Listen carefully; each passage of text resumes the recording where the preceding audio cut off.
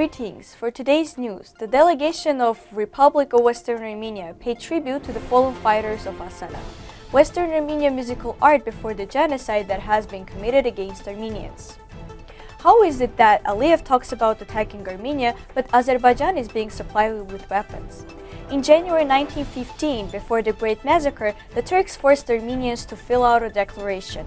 History is repeating itself, says Father Harutyun. Giving way to Turkey and Azerbaijan in any form is the decisive end of all Armenia.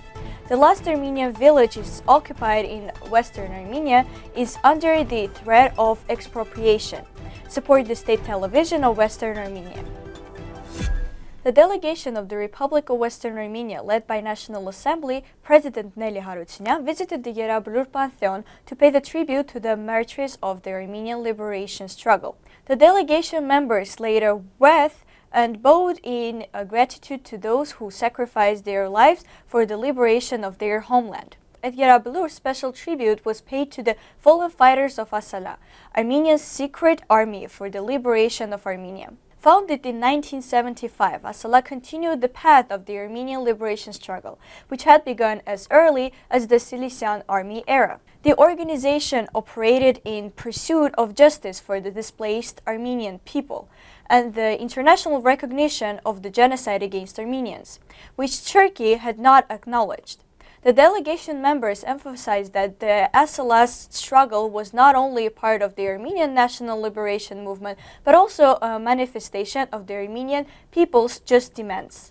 The attendees at Yerablur noted that ASALA fighters acted at a time when the international community remained silent on the genocide against Armenians, and the Armenian issue was excluded from the global agenda.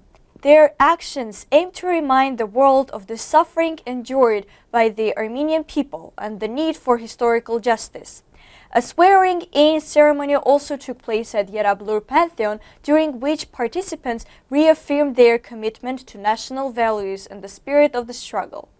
The event's attendees reflected on the historical pages of the Armenian national liberation movement and stressed that the Armenian demands would persist until Armenians' rights are fully restored.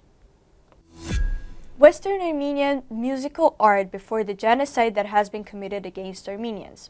In the early 19th century, the musical life in the territory of Western Armenia had not yet taken shape, with folk and bard traditions prevailing. Karapet Papazian founded the first Armenian theatrical orchestra in Constantinople, while Tigran Chukhanjan, having received education in Italy, established opera theaters. Armenian musicians played a significant role in the culture of the Middle East, and Adzhamoglian created the finest symbols in the world. The 1915 genocide dealt a heavy blow to Western Armenian music, but Armenian culture continued to be preserved and developed.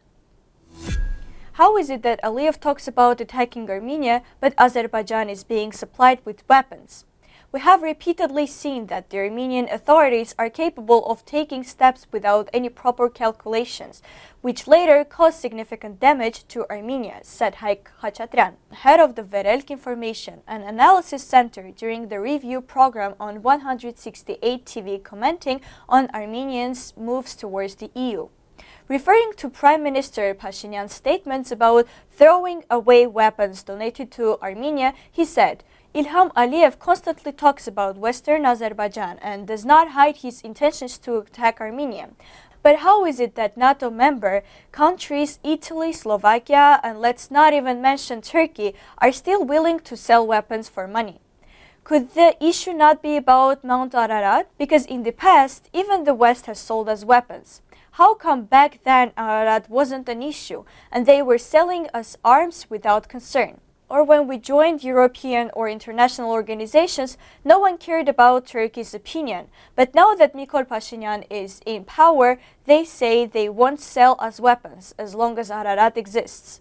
Tomorrow, will they say they won't sell us weapons because we're Armenian?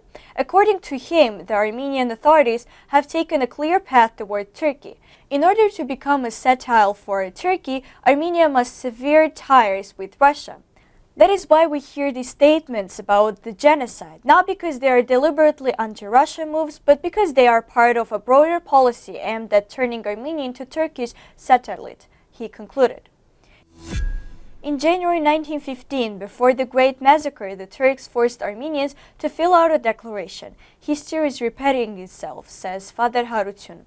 Father Harutyun shared a concerning post on his Facebook page, drawing parallels between the events of 1915 and the present day. In his post, he recalled that in January 1915, on the eve of genocide against Armenians, the Ottoman authorities forced Armenians to fill out a declaration, which later served as a prelude to their mass deportation and massacre. January 2025, history is repeating itself, he wrote. Giving way to Turkey and Azerbaijan in any form is the decisive end of all Armenia.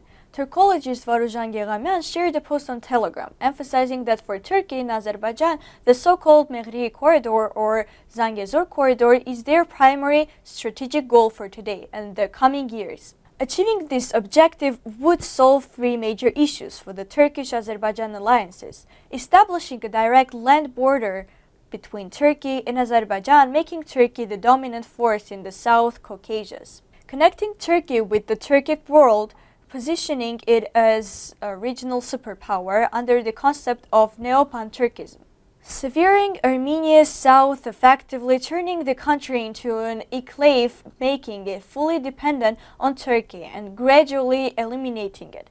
According to Geğamyan, the corridor project was designed, developed, and is being implemented by Turkey, which stands to benefit the most from it. For at least 120 years, different generations of Armenians have recognized this threat and resisted it. Now it's our turn, he wrote, adding that in the coming days, a detailed analysis will be published covering the real history and significance of the corridor. Not only will you be able to read it, but you will also watch and listen to it, he concluded. The last Armenian village in occupied Western Armenia is under the threat of expropriation. Vakifli, the last remaining Armenian village in occupied Western Armenia, is facing the risk of expropriation under the state-run housing project. According to BANQUE, the village located in Hatay-Samandag district has been included in the TOKI Housing Development Administration program, which was launched in response to the devastating earthquakes of February 2018. The project plans to build 1,353 housing units, some of which will be in Vakifli's territory, affecting residential areas, agricultural lands, and state-owned properties. Residents fear that the plan could endanger the village's cultural and historical heritage. There is concern that Vakifli may lose its unique status as the last Armenian village in the region, a remnant of Armenia's deep-rooted history in its indigenous lands now under Turkish occupation. Berkartun, the village head, stated that final decisions regarding the village's fate would be determined after a meeting with Hatay Governor Mustafa Masatli. He also noted that the villages are deeply concerned and frustrated about the project's potential consequences. Support the state television of Western Armenia.